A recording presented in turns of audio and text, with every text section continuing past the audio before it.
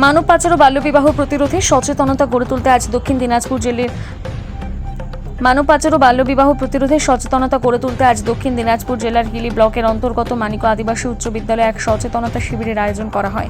Anti human trafficking unit Hili বিওপির উদ্যোগে এবং উজ্জীবন সোসাইটির সহযোগিতায় শিবির অনুষ্ঠিত হয়। শিবিরে মূলত শিশু পাচার প্রতিরোধ, বাল্যবিবাহের ক্ষতিকর দিক, মোবাইল ফোনের অপব্যবহার এবং সোশ্যাল মিডিয়ার নেতিবাচক প্রভাব সম্পর্কে ছাত্রছাত্রীদের সচেতন করা হয়। উপস্থিত বক্তারা এই বিষয়গুলোর উপর বিস্তারিত আলোচনা করেন এবং বাস্তব জীবনের বিভিন্ন উদাহরণের মাধ্যমে শিক্ষার্থীদের সতর্ক করেন। অনুষ্ঠানে প্রধান বক্তা হিসেবে উপস্থিত ছিলেন বিএসএফ আধিকারিক হানুতা রাম, সুজয় হাজরা এবং শিশু সুরক্ষা কর্মী সুরাজ দাস।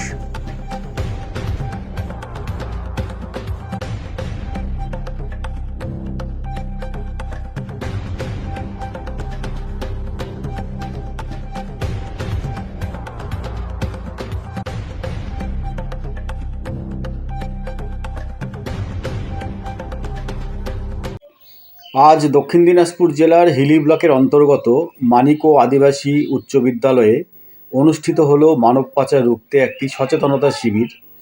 আজকের এই সচেতনতা শিবির মূলত অ্যান্টি হিউম্যান ট্রাফিকিং ইউনিট বিএনবিএসএফ হিলি পিওপি তাদের উদ্যোগে এবং উজ্জীবন সোসাইটির সহযোগিতায় এই ক্যাম্পটি অনুষ্ঠিত হলো। মূলত শিশু পাচার রুখতে, বাল্যবিবাহ রুখতে এবং মোবাইলের অপব্যবহার সংক্রান্ত বিষয়ে বিস্তারিত আজকের এই কর্মশালা অনুষ্ঠিত হয়।